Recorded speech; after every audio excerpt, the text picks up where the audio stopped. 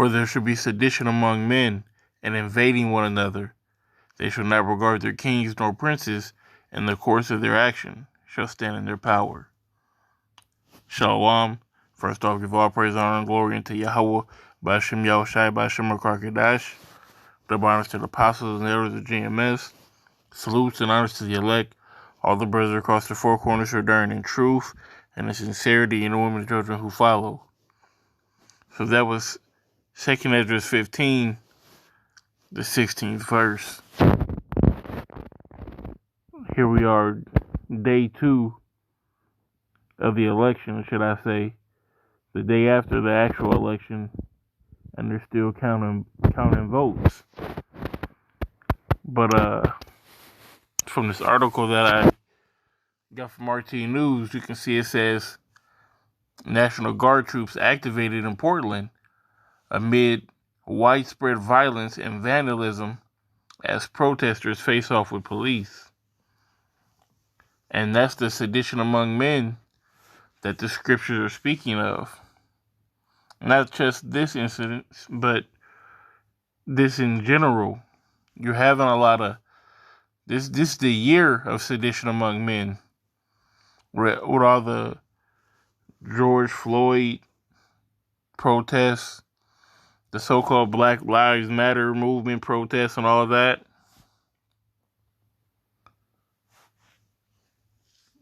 You have a lot of this going on. You can see in the video, I'm going to see if it'll get some volume on it, possibly.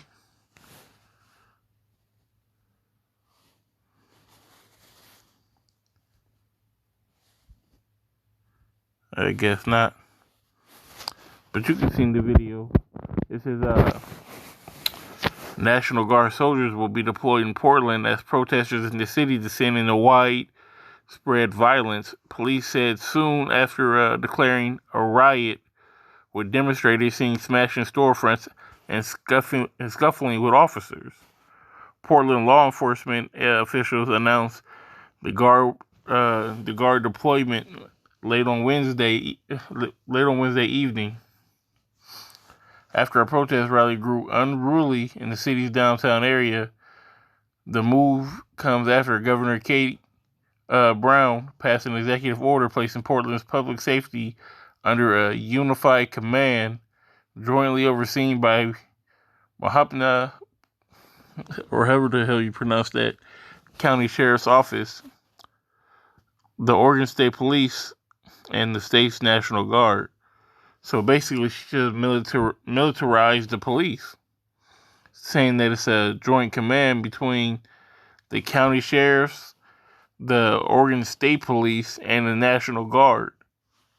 You know, and I'm not sure if there's any precedence of this happening prior, but I mean, that's a big deal if you're saying that the National Guard are now policing the city.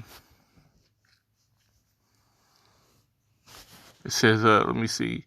The Unified Command declared a riot in downtown Portland as one of two groups marching tonight started breaking windows and committing other crimes.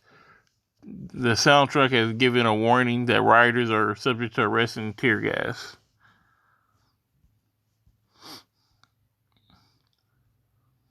Let me see.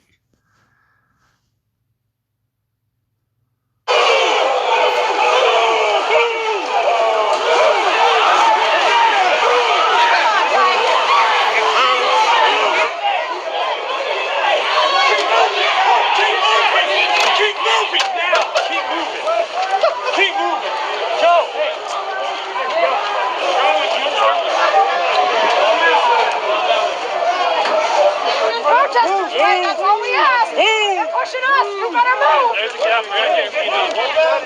He needs more time. You do not get to push people because he needs more excessive force. Looking good. More time. Nope. That's not what this looks like. That's not how it works. I pay for you. Hey, let's go. Move back. Move. Move on.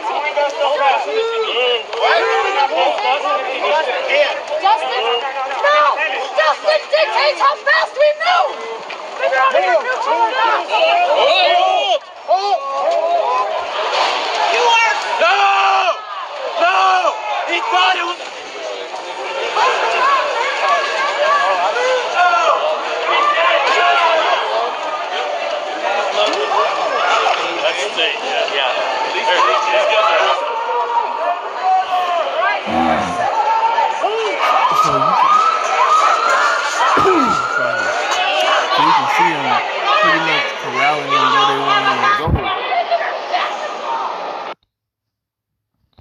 Let's see if there's any other meat on this bone.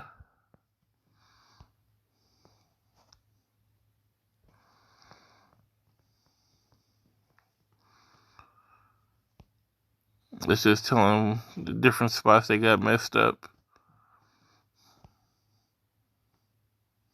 It says at least 2 separate protest marches were made through Portland on a Wednesday.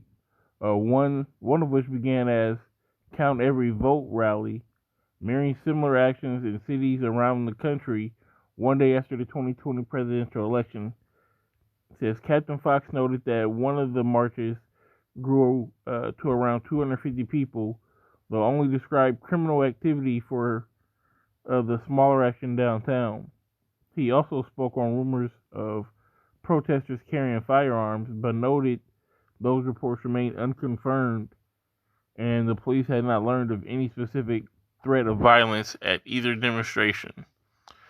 So this is pretty much stemming from, like I said, it's the day after the so-called election, which we know, everything is set up in this country. There is no real election. This is all a red herring and a smoke and mirrors for the elite to put in whoever they want to put in, and really to rile up the spirits in Babylon, because everyone knows it's a country divided. If there's never been a country divided, it's right now. Or the country has never been as divided as it is, I would say, since the Civil War, as it is right now. And you got a lot of so-called Americans that really feel strongly one way or another for either Trump or for Biden, so to speak. And if Biden wins, which as of right now, doing this video, he's up, I think it was like 253 to 217 or something like that, 213. But like I was saying, if Biden does win, you're going to have a lot of Trump supporters that are going to be angry about it. And they're going to feel like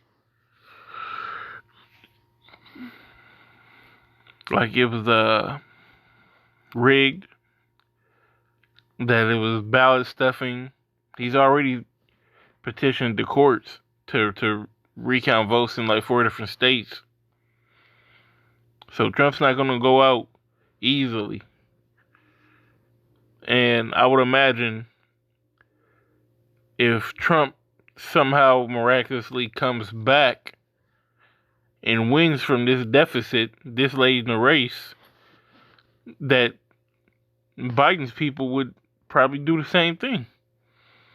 I have more faith in Trump's people doing it, as far as rioting or, getting buck wild. But I could definitely see, a scenario where people think that the election was rigged, with Biden having this big of a lead, and then Trump coming in the 13th hour and taking over. I can definitely see sedition among men resulting from that either way.